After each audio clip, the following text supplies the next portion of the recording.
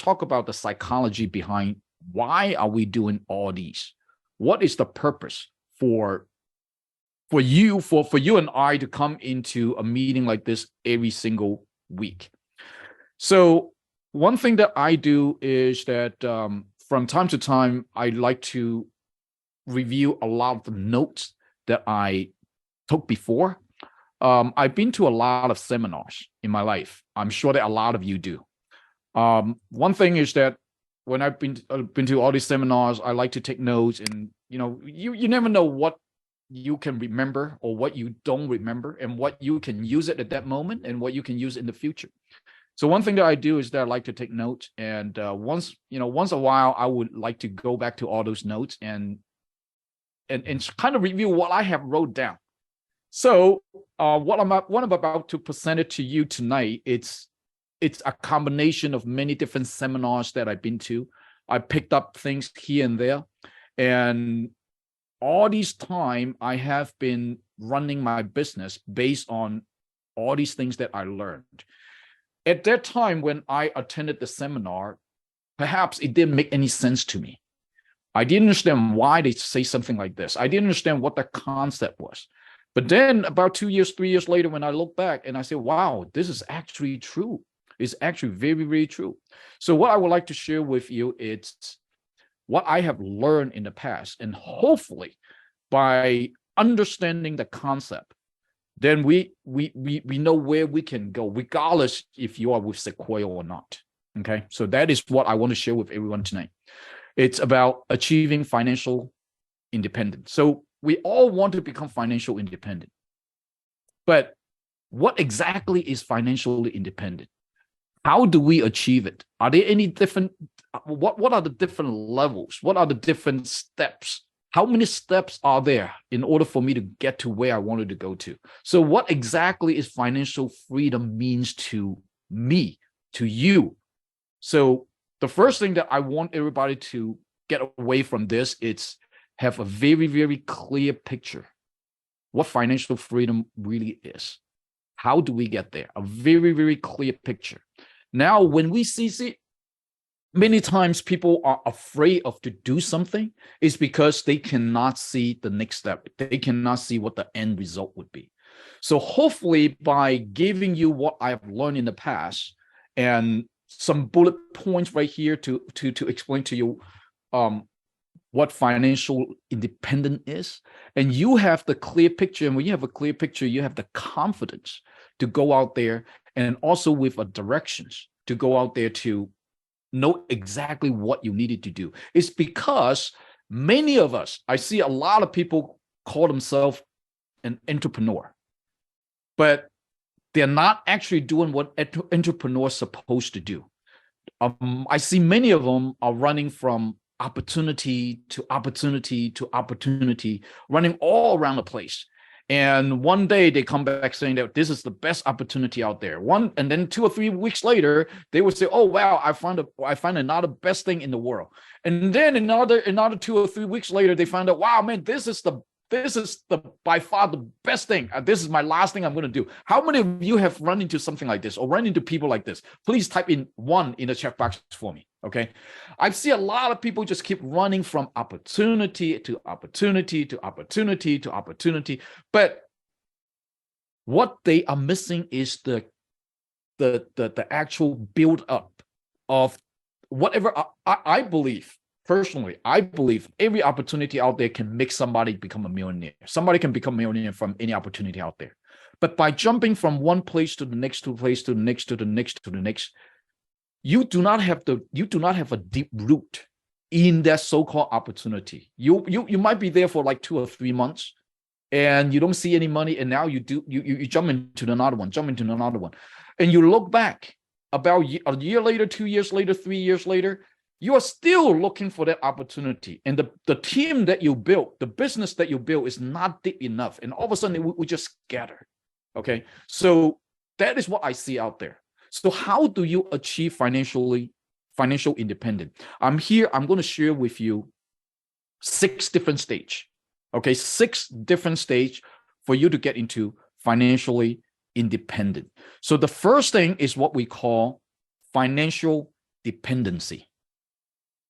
Everybody start off with financial dependency. So financial dependency means what? It means you don't have any income. You're depending on someone else. Now, obviously, our kids, when they grow up, they depending on us. And that's why we call them the dependent. But also, we also have our older parents. For example, like my mom.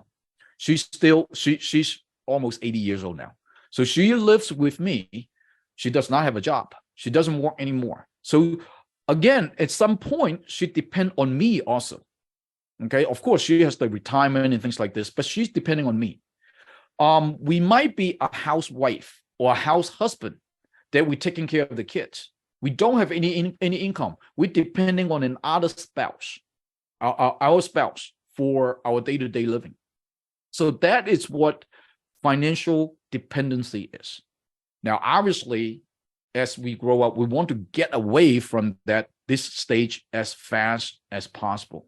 When we get out of college, we find a job, we're outside. Or even when we were in college, we have part-time jobs. We work, what we do interns, whatever that might be, so that we have income coming in to start to taking care of ourselves. So obviously, financial dependency is not what we want to stay in for a long time. So, however, we all start from this particular stage. Now, very soon, we move on to the next stage. It's called financial survival. Probably we all know what that means. Financially survival means that I live from paycheck to paycheck. I make $1,000 a month. I use $1,000 a month. I might be even spend more than $1,000 a month. So I do have debt. I have credit card debt. I have student loans. I have, all kinds of loans. And without that paycheck, I cannot survive. Okay. So what comes in, what goes out. So we are constantly in that stage. We are constantly worried about what happened tomorrow, what happened next month, what am I? Where do I get my money to pay for my bills? How do I take care of my rent, so on and so forth. So in this financial survival mode, many of us is going to go asking for help from the government, giving us grant, giving us all kind of food stamp, things like this. So many people out there are still in the financial survival mode. But obviously, we don't like to get there. We want to educate ourselves. We want to go to school. We want to learn extra skill, whatever that might be, and get to the next stage is what we call financially stable. So financially stable means that we have a job. We have a stable job. We have income coming in every 2 weeks, every month. And the income comes in, covers all the expenses, plus have a little left over so we can do other stuff. Okay. So in this financial stable stage, many people in this stage can accumulate approximately 6 months of expense. So for example, let's say on a monthly basis, the rent, the food, transportations, whatever that might be, let's say it's $5,000 a month. They have approximately 6 months of their $5,000 saved. So in some way, they are a lot more peaceful. They're not that urge to look for money. But however, in this particular stage, they also know the income is limited. You make $30,000 a year, it's very, very hard for you to get out of that payroll. You make 50,000, 100,000, whatever that might be. So you have a job, but you also have a bottleneck. So many people in this stage will start to learn an extra skill. So for example, when I started it out, many of you know that I used to work for a company called Lockheed Martin. So when I worked for that company called Lockheed Martin, I think at that time I was making like 40,000, 50,000, so many years ago, right? And it just can't, yes, money coming in, but you also know there are a lot of things that you want to do, but it's just not enough. So now I start to take classes to become a realtor. So now how many of us are in that situation right now that you have a full-time job, but at the same time, you want extra income and you have another career, for example, like a realtor, you sell insurance on the side, you do mortgages on the side, or you do any other part-time on the side. So to increase your income. So that is what's financial stable stage it's all about, okay? So also in this stage, you also have some sort of retirement account, not a whole lot. You have some retirement safe. You might have an insurance, okay? So that is financial stable. Now, the next one is what we call financial comfortable, financial comfort. In this stage, obviously your income, it's a lot more than your expense.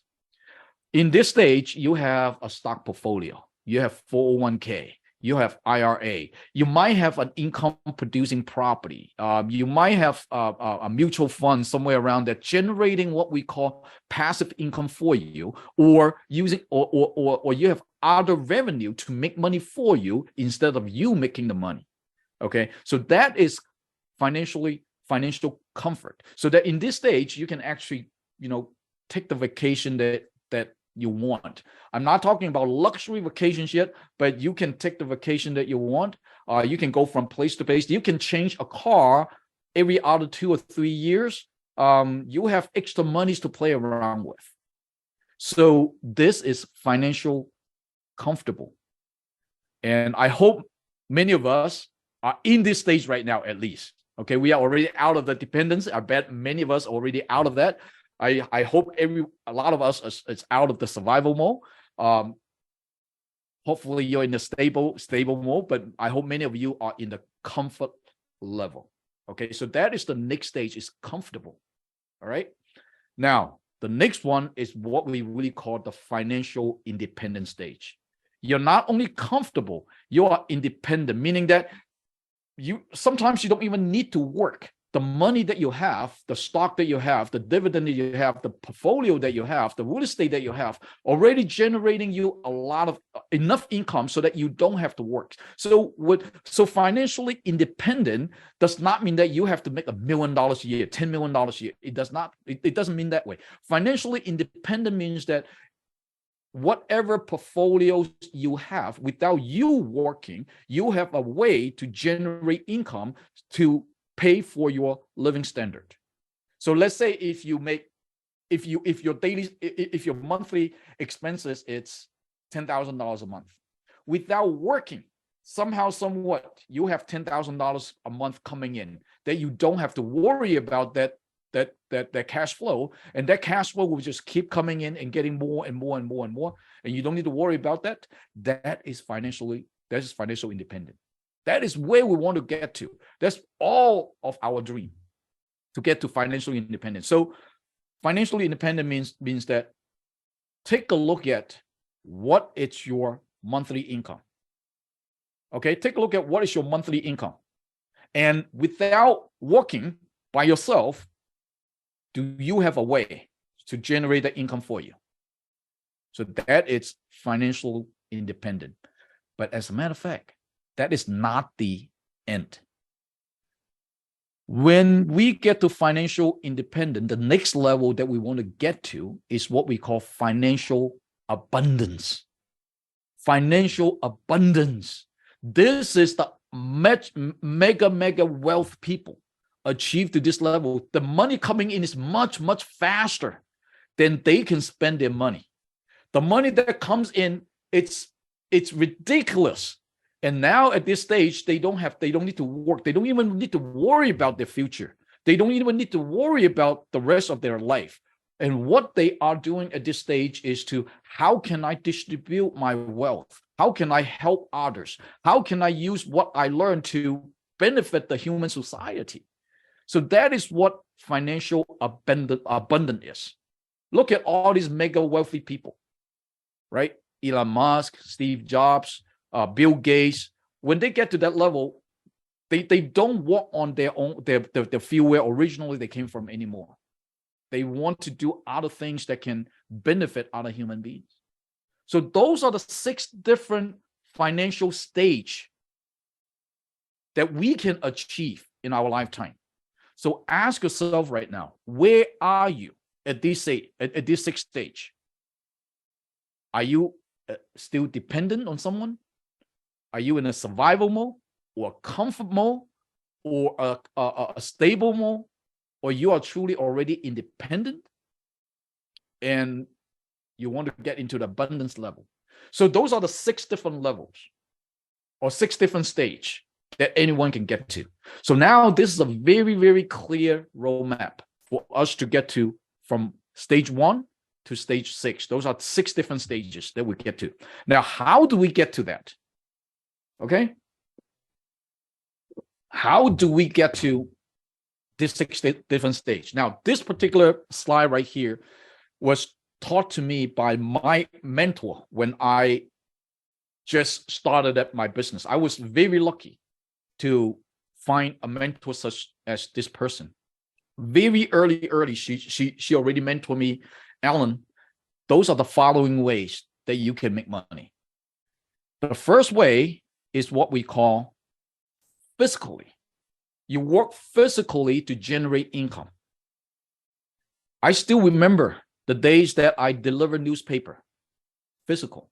I still remember the days that I wash carpet for restaurants at the middle of the night. So those are physical labors.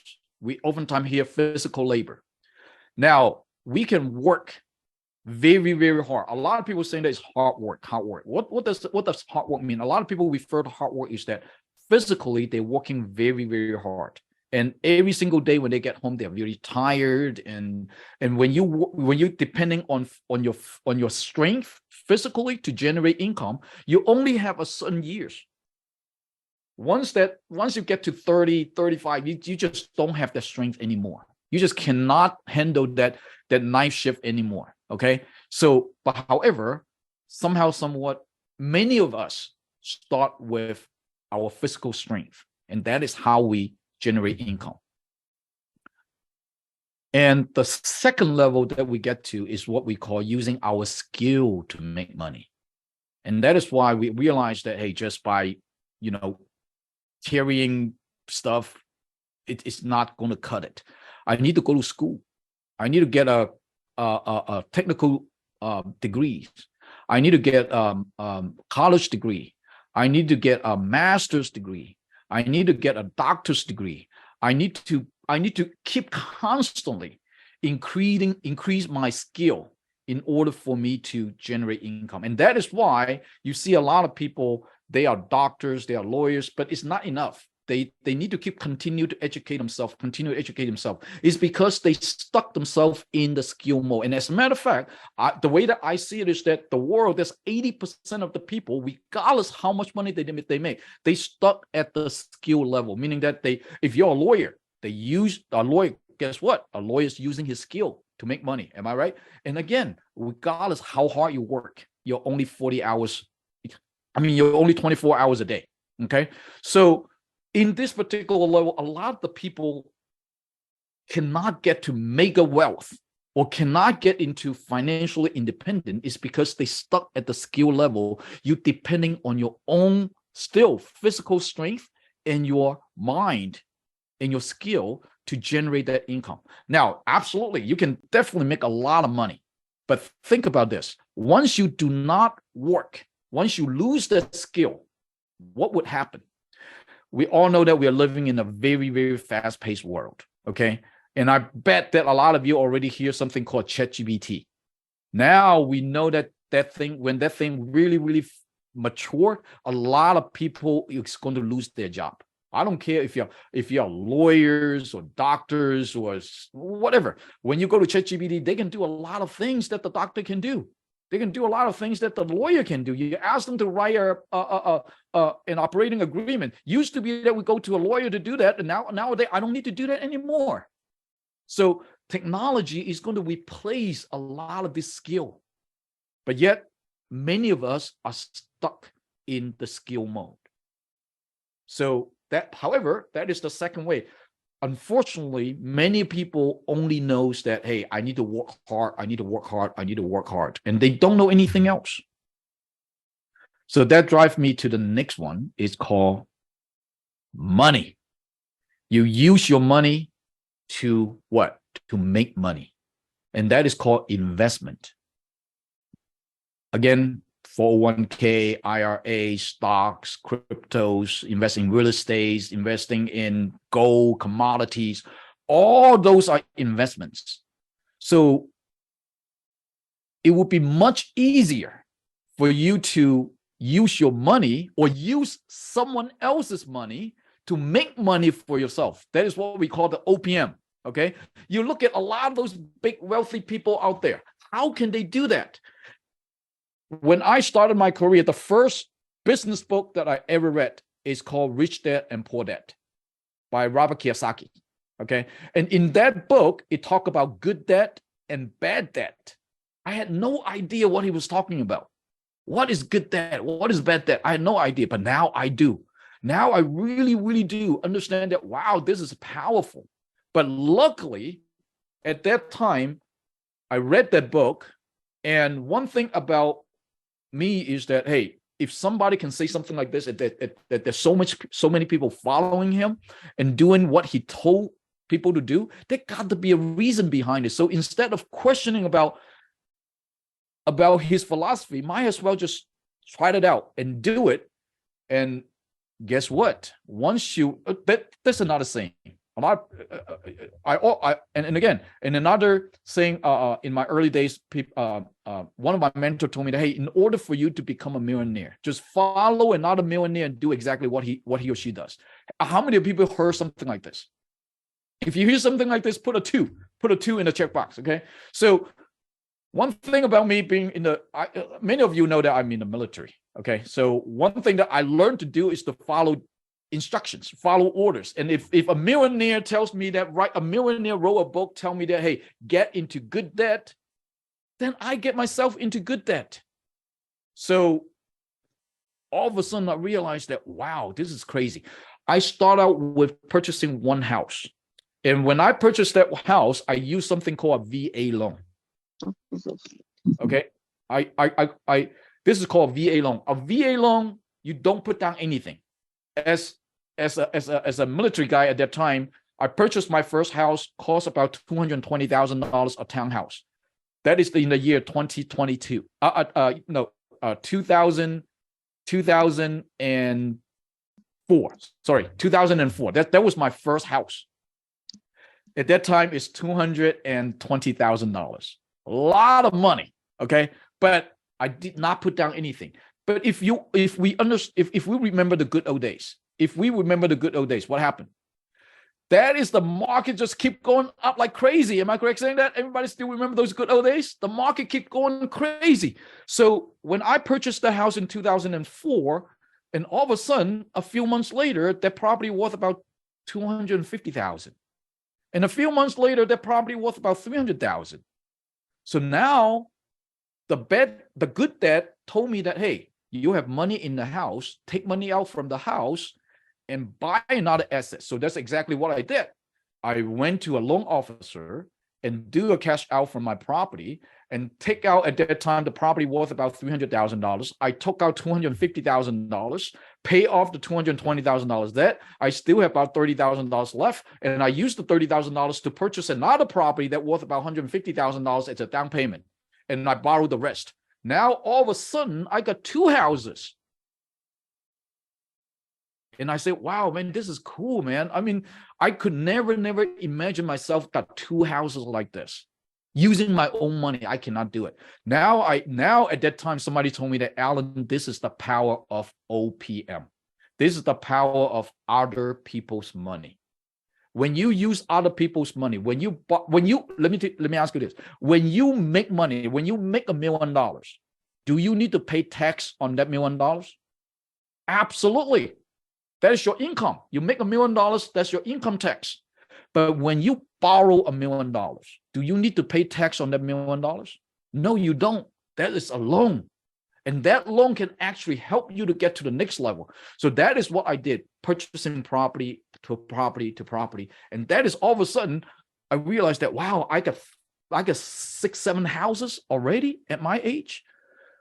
That is the power of using money to make money. And that is what we need to learn. And that is the next level for us to generate income. And that is, you look at a lot of those big wealthy people out there. All of these wealthy people out there, they all have debt. They all have, I don't care, I don't know, it's a good debt or bad debt, but they all have debt, and the debt is work for them instead of against them. Of course, when you take money out to buy a car, to buy asset that depreciated in value, obviously it's going to kill you. But when you take out money to buy asset that increase in value, for example, like gold, real estate, or purchasing another business that go in value, go up in value, or purchasing stocks or portfolio, whatever that might be, and all of a sudden, a few years down the road, you realize that, wow, you have a lot more wealth than what you can imagine. But that is the third level. It's called using your money to make money. It's investing. It's very, very, very important for us to invest our money. No matter how much money you make, you always invest. Regardless, it's 10%, 20%, 30%. That's why 401k forces you to put money into 401k, IRA, and things like this. Those are good things. So if you have something like this, if you do not know how to invest money, find someone that help you to invest money. Now, and another mentor tell me this early in my age. He said, Alan, in your lifetime, now remember, guys, in your lifetime, those are the following people that you need to get yourself associated with. You need to have a good doctor. Okay? You need to have a good doctor. You need to have a good CPA that can help you. Don't do your own tax. My mentor told me, don't do your own tax. Find a good CPA to do your tax. That CPA can save you a lot of money. Number two. Number three, find yourself a good lawyer and stuck with this lawyer for years and years and years to establish relationship with this lawyer. So that's what I did. I find a lawyer, and now I've been working with this particular lawyer for the last 10, 15 years. Every time when I have an issue, I go to him first. When I need a nasty letter, I go to him first. He take care of it. When I need a good letter, I go to him first. He take care of it. When I start my business, I go to him first. He helped me to write up all the company documentation, so on and so forth. So find yourself a good lawyer, okay? So you have a good doctor, you have a good CPA, you have a good lawyer, and you need to have a good financial advisor. A lot of people make the mistake saying that, hey, I know how to invest in stock market. I know how to read all those graphs. I can do this, I can do that. But quite frankly, all these people went to Harvard, all these people went to business school, they spend years, and that is what they do. That is what they're good at. Me as an engineer, I'm good at what I'm good at. So yet another mentor tell me this, Alan, in your life, know what you cannot do. It's very, very important. So a lot of people always saying that I can do this, I can do this. And that's why you see them jumping from opportunity to opportunity to opportunity. It's because they always think that I can do this, I can do this. Oh, if that guy can do it, I can do it too. But they did not know that, hey, if that guy can do it, does not mean that you can do it too. So identify things that you cannot do and stay away from it. And focus your energy on the things that you cannot do and do it well. And that is how you generate so much wealth, because you are so deep in that particular field. So using your money to generate money. So the last one is to find a good financial advisor. Find a good financial advisor, and you can see your portfolio grow when you start with a good financial. I'm not talking about just anyone out there. Okay. Interview financial advisors. Find out what they do. Find out if they, how long they've been in a business. Okay. So those are the 4 type of people that you really need to get yourself into in your life. So the next level is what we call using your money to make money. Have someone else to generate that or manage that money for you. Now, if you're a real estate investor, understand one thing, that you are an investor. You are not a manager. What does it mean? Your job is to go out there to look for good deals. You look for a property, you like this property, you purchase it, and now what? Many of us will become a manager. I'm going to put a tenant in there. I'm going to manage this house. I'm going to fix the toilet. I'm going to change the light bulb. I'm going to do the paint. No, that is not your job. That is someone else's job.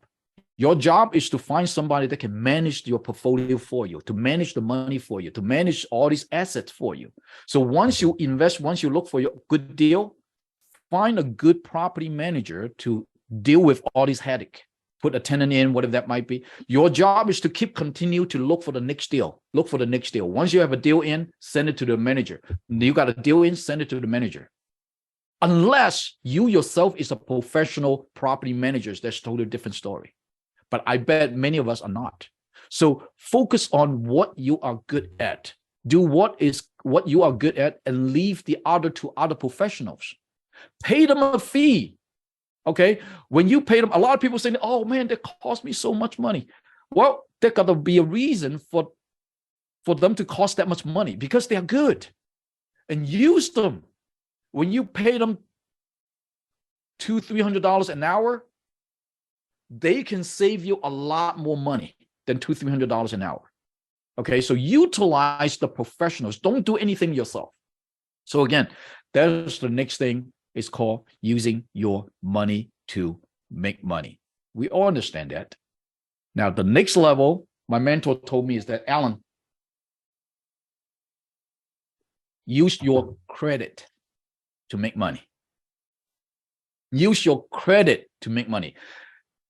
At that time, I had no idea. What do you mean by using credit to make money? Now I'm in commercial lending, and you are all in commercial lending. Now we all understand one thing.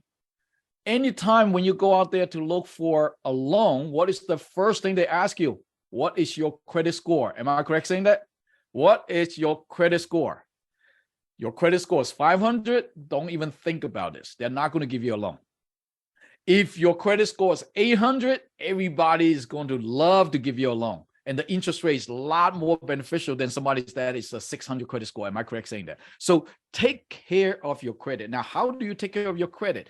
Deal with the small things first. You pay your car, you pay your bill on time. You're never late, okay? You need to know where your money goes. Build up your credit and maintain your credit. Now, the credit that I'm talking about right here is not just simply your credit score.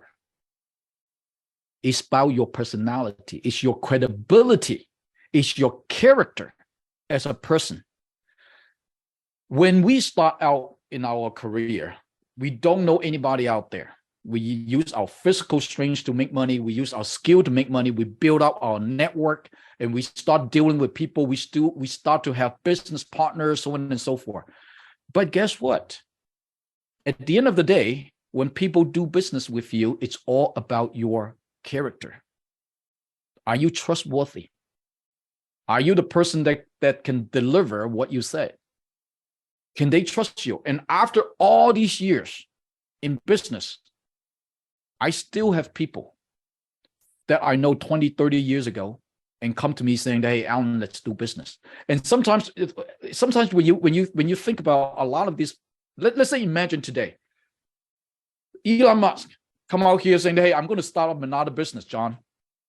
Do you even question about what are you going to go into? No, I mean, he already have so much success story. You know that whatever he touch, it can become gold.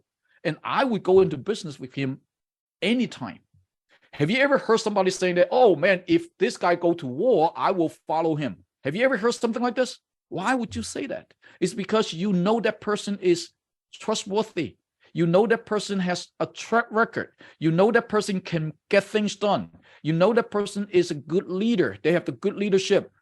You know that person has good business sense, that you are willing to follow him. And we need to develop that too. It does not matter what age you are. It doesn't matter. 10 years later, you will become somebody. 10 years later, you will become somebody. Ask yourself, what kind of person you want to become? What kind of people you want them to follow you? Will there be anyone willing to follow you 10 years from now? You ask yourself, regardless who you are. So credibility is very, very important. So whatever you started right now, 10 years ago, right now, today, 10 years later, where would you be at in that field? Are you still jumping around to looking for opportunities? Or are you already become an expert in that opportunity that you have authority when you go out there to talk to people? It's totally up to you. But building up the credibility is very, very, very important. I see a lot of people that want to play tricks. Oh, I'm going to, all they want is one-time business. One time they make a lot of money, but then they lose everybody. They lost that client, they lose their partner. Yes, they make a lot of money with that one deal, but they will never come back to him anymore. So credibility is very, very, very important. So that's one thing that, I love the Navy is that the Navy motto is that honor, commitment, and courage. Honor, they put it number one. You got to be an honorable person. So that is number 4, using your credit to make money. But that is not it. The biggest one is using a system. Use a system to make money. Use a system. Look at all these mega millionaires out there, all these big companies out there. They're all actually a system.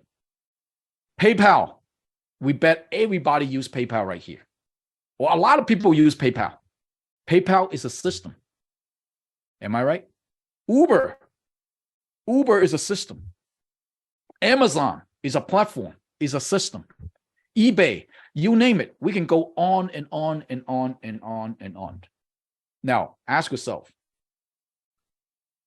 if we want to achieve financially abundance, meaning that I don't need to worry about money coming in, keep coming in, I don't need to worry about for the rest of my life. Can you just depending on yourself? I don't think so. Especially with today's environment, you cannot just depending on yourself. You have to depending on a lot of people. You have to depending on a good platform. Now, either you design a platform for yourself. I don't care what it is. You design a platform for yourself and everybody uses it, or you find a platform out there that you see it has the potential and stuck with it. And now that's why I'm talking about this topic today and lead to this point. Sequoia is a system. What are we trying to do right here? We are trying to disrupt the commercial lending industry. No one else is out there doing something like this. Well, I bet someone out there is doing something like this. But again, the pie is big enough. We spend a lot of time to think about what this system can do and what can this system do so that other people can use. So talk to yourself, ask yourself this. What system are you in right now? I know there's a lot of platform out there, right? So all those so-called business opportunity out there, it's a platform, it's a system. And I bet, I said it in the beginning of the presentation, I bet a lot of people in those systems are making money if they stuck to it. But unfortunately, a lot of people just cannot, just going from one place to another place. Okay. So that is the path to generate wealth. Where are you right now? Are you still depending physically your strength to get that paycheck? Are you stuck at the skill level where you have a full-time job, you cannot get away from it? Are you already using your money to make money for yourself? You don't work for anyone anymore. You have a portfolio that can generate your income. Do you have the credibility to go out there to tell people that, hey, I'm starting up a new business, and all of a sudden you have 100 people following you? And last but not least, do you have a system that you can designed, or do you have a system that you can plug into to get to financially independent, or better, to get to financial abundance? Those are the different paths for us to get to financially abundance. So now, let's talk a little bit more. A millionaire, okay? A millionaire. And we all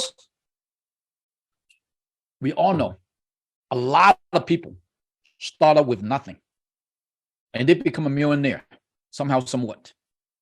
So based on Wealth X website, this is a website, Wealth-X. You can go to their website and check. And it basically, Wealth X saying that there are 68% of the millionaire started with nothing.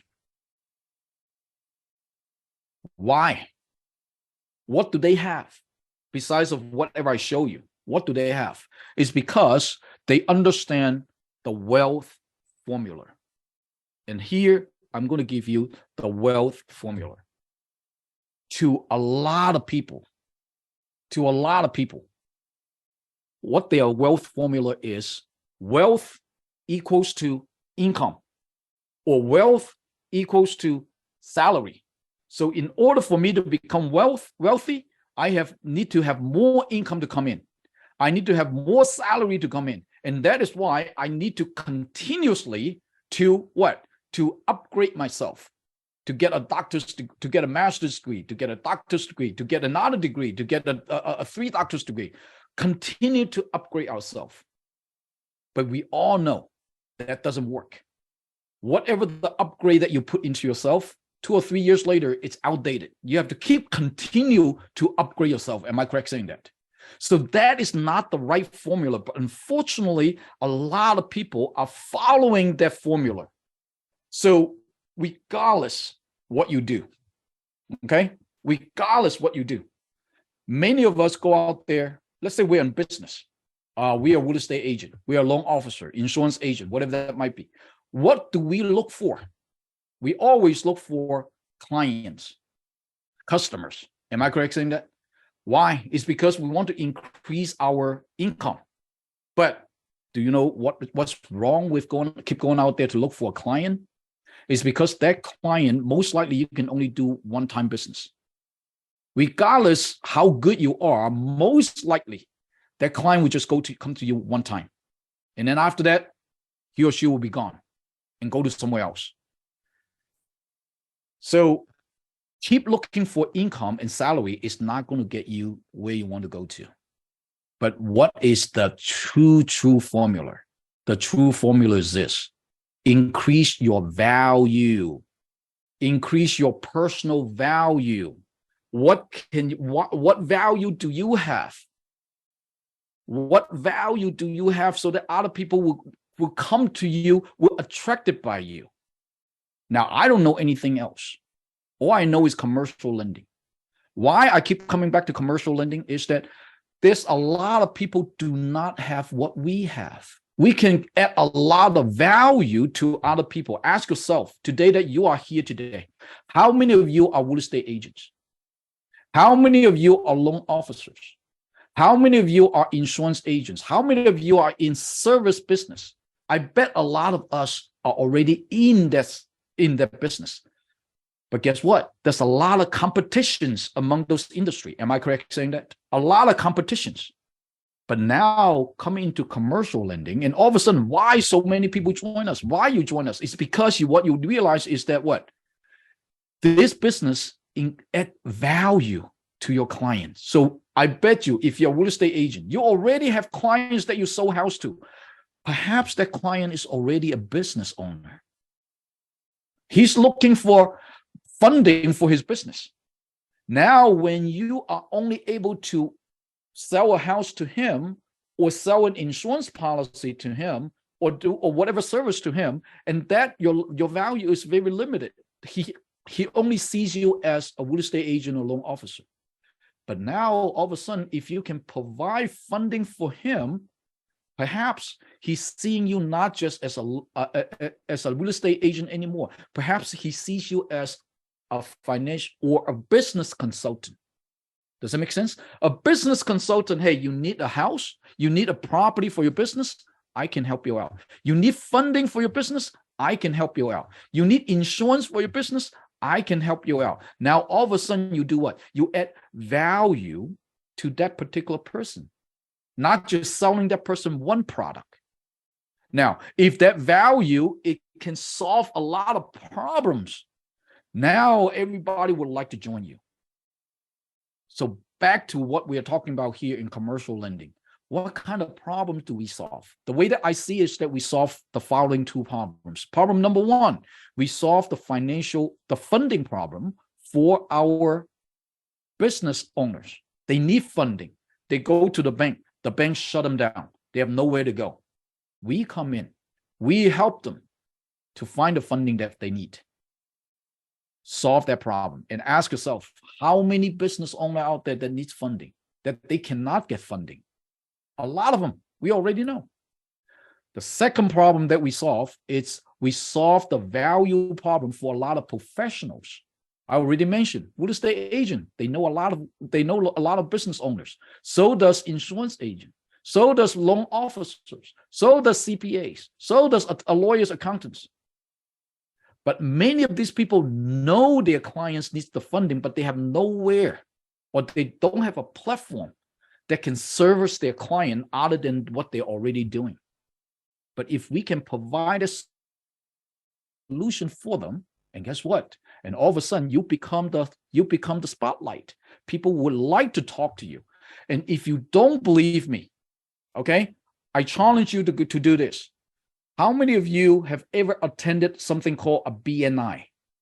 BNI group, Business Network International? I don't know what that I stands for. But there's a lot of chapters out there for BNI or investment group, whatever that it might be.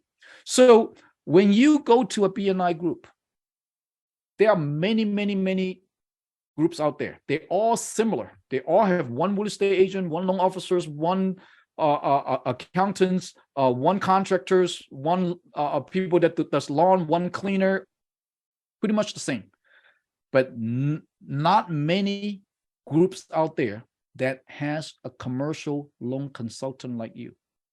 And when you go into that group, everybody would like to talk to you. It's because all of a sudden you are the focal point that you can fund businesses to all those people out there that's running business in that group. Try it out. That is how I started out my business. That's how I started building my network at the beginning. So again, try it out. So again, we are providing a solution for a lot of people. And also, let's not talk about Sequoia. Let's not talk about commercial lending. What business can you get involved with that can help other people, that can solve a lot of problems? And not just solving problems, but solve problems massively. Not just to one people, but to multiple people. And when you solve a problem to one person, and the other will come in as well. So if we can do something like this, now we can really get to from step 1 to step 6.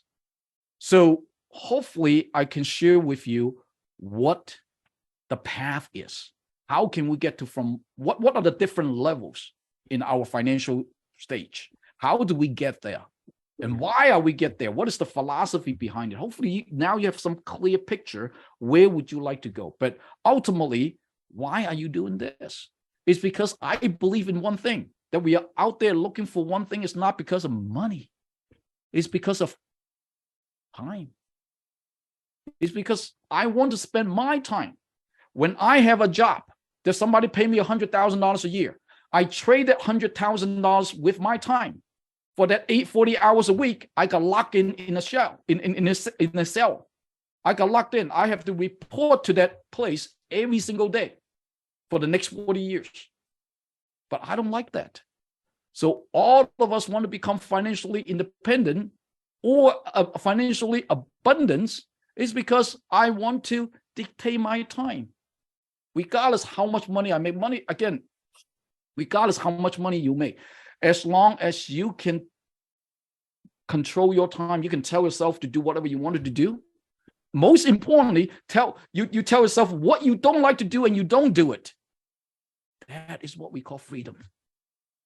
So again, that is my presentation tonight. And hopefully we can take something from this and have a clear picture why you would want to do the things that you are doing right now.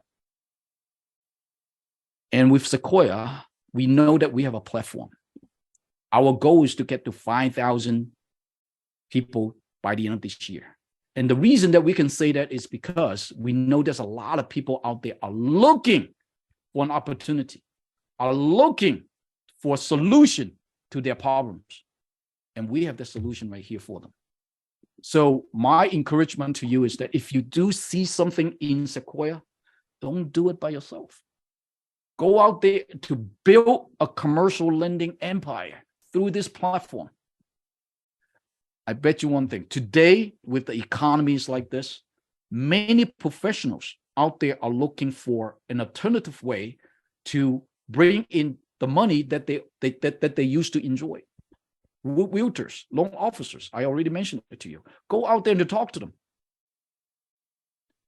And by the time that 10 years from now or 5 years from now, I don't know, you might already have a commercial lending business that you are running, that you don't need to worry about, that the business is generating income for you. Okay? So again, ladies and gentlemen, that's all I have. So we have about 7 more minutes. And any questions, comments, feel free. Okay?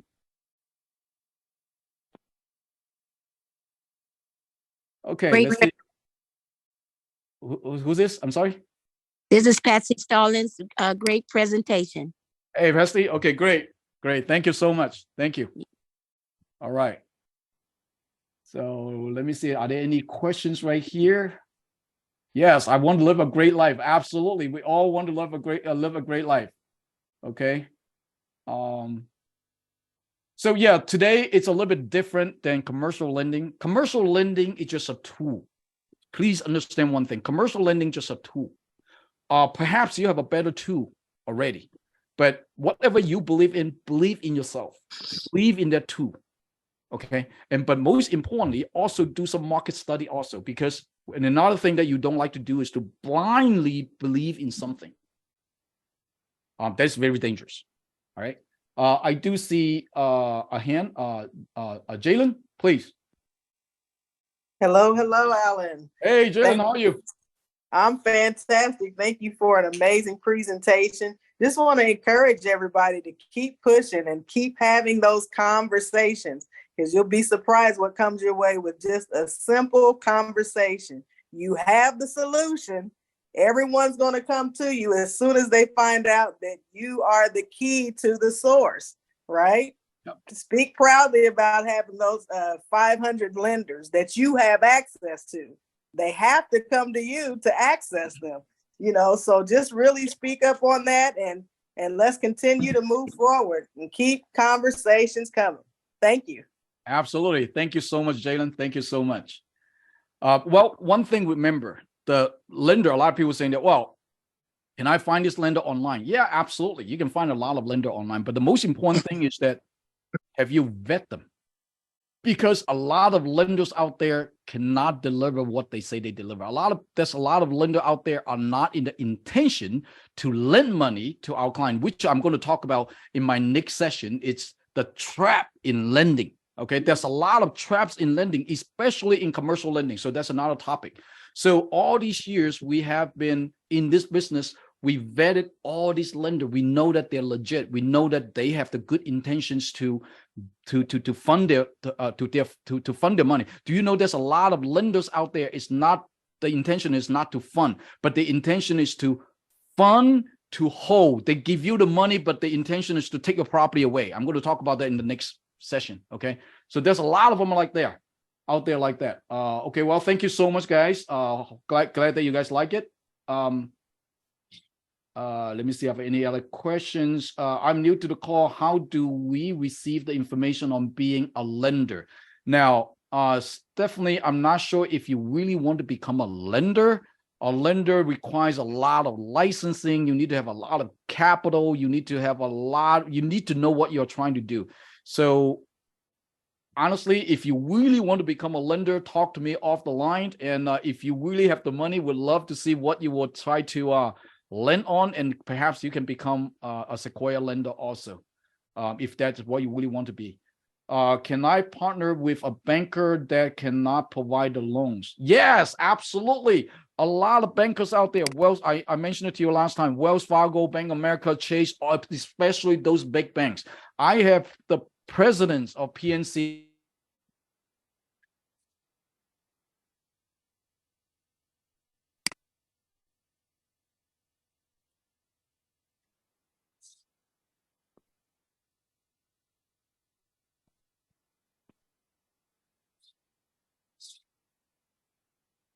drop our marketing material to other than real estate agents.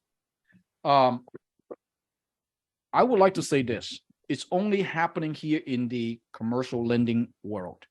The prospect to us are not the actual clients, because as I mentioned, you look for a client, you can only do deal one time, or perhaps you cannot even do the deal. So most of our client or our prospect are professionals.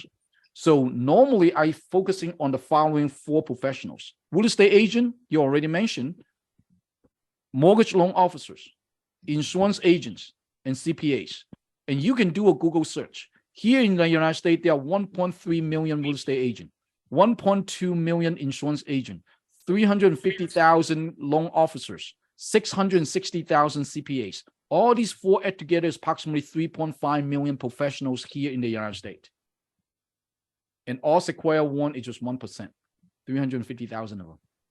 Okay. List them again. I said again, I'm sorry. Could you say that again? List them again, the 4. Real estate agent, loan officers, insurance agents, and CPAs, plus other professionals. But those are the 4 that I would focus on, because these 4 people every single day out there marketing their service, and they will run into business owners that they cannot help, business owners that needs funding that they have no idea where to go to. Partner up with them, bring them onto the platform, recruit them into your organization. That is what I would do. Are we to recruit people to find people who want to start a business? Again, it could be, right? So when you talk to the 4 professionals that I just mentioned, you will be surprised how many deals that they can bring in. I bet you many of them out there already know somebody that needs funding, but they just, because of lack of resources, they just don't know where to go to. So now you come in and become the center. Yes, sir. Yeah, again, so I would suggest you to continue to talk to those people. So anyone else? If not, it's 9 o'clock. And tomorrow I'll be traveling to the Bay Area tomorrow. And tomorrow we have another VP in the company is going to share with us what non-QM loan is all about. He's a very good partner of us. His name is Mr. Jack Jang. He's up in New York. He runs his own mortgage broker up there, and a long time friends. So he will be here talk about the non-QM product, and also he's going to share with you how he generate leads. So if you have time tomorrow, feel free. We already posted onto our Facebook. Feel free to come in. Okay, guys. So wait, let me see. Are there any more questions right here? We missed your comment about the PNC president. Well, meaning that partner up with the bankers. Many bankers out there, they cannot fund the deals, especially big banks. They are very, very conservative right now, especially with the bank that fell in San Francisco. Many lenders right now start to tighten up their underwriting guidelines, and especially in the commercial space. So partner up with them. What type of insurance specific? Insurance agent, any type of insurance agent. How do we know which franchise to approach for loans and approval? Again, if you run into a franchise, just send support an email saying that, hey, I run into this client, he's looking for this particular franchise.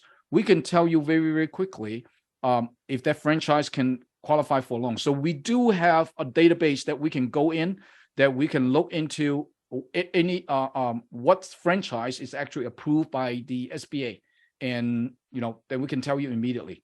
But most likely, a lot of the franchise can be funded. How do a contractor in Mississippi want a loan? Can I do a contract on him? Yeah. What kind of loan? Absolutely. We can definitely talk about this. You're on Facebook. What time's the meeting? Again, go to Facebook. You will see the event. It's 8 p.m. Eastern Standard Time. what is the age limit for getting a loan? There's no age limit. I mean, you got to be an adult. You have to be at least, 18 to get a loan. What does the credit score have to be? Ideally 660 and above. Sometimes we can go below that, but just like what I mentioned, right? You need to use your credit to make money. So build up your credit score. Normally we look for 660 and above. They give you a better chance to close the deal. How long does it take a typical to get a loan closed for someone? It depending on what type of loans. We have loans that can fund for 5 days. If you're talking about equipment loans, cash advance loans, normally takes about 3 to 5 business days. We can fund it. You're talking about working capital. It takes about 45, 60 days to fund it. You're talking about 1 to 4 unit investment property, about 30 days. So again, it really depending on the type of loan and how complicated that loan is. To build after the tornado there. I don't know what you meant. What is the Telegram link? We don't have a Telegram. We have a Facebook. So Bini, whoever invited you here, talk to that person, and he or she should be able to send you the support link. And if you don't know, just go to our website, any of our websites, seclending.com, seqlending.com. There's a button right there saying that contact us, send us a message, and we will connect you. Okay, guys. That's all we have. And One last question. Yes, sir. Who's this? You're Carlos. Hey, Carlos. Yes. Yeah, from Hayward, California. You mentioned you're going to have an event here, San Francisco. That's close by. Is that open for public or for members only?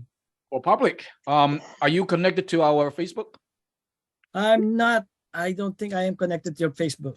But I'm a member already of the Sequoia. So. Okay, if you're Sequoia, send an email to support@seclending.com. Support@seclending.com. seqlending.com.